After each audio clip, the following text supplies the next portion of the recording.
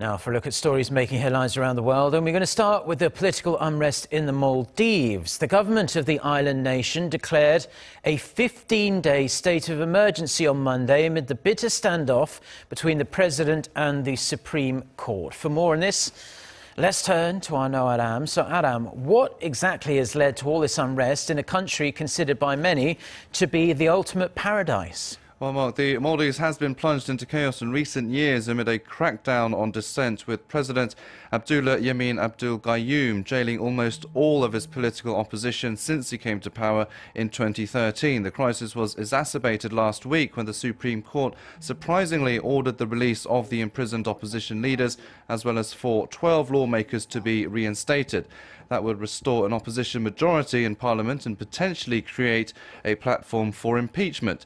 It also threw out a trial against former President Mohamed Nasheed, the country's first democratically elected leader, who was controversially convicted of terrorism in 2015 by the Gayoom regime.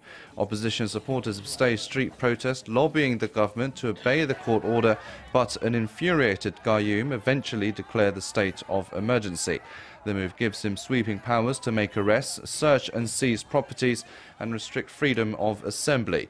Hours after the emergency was declared, soldiers forced their way into the Supreme Court building where the judges were believed to be taking shelter. Several countries, meanwhile, including the United States, as well as some human rights groups, have urged the Maldives government to adhere to the Supreme Court's ruling and respect the rule of law. The United Kingdom, China and India have all issued travel warnings to the island nation amid the political unrest.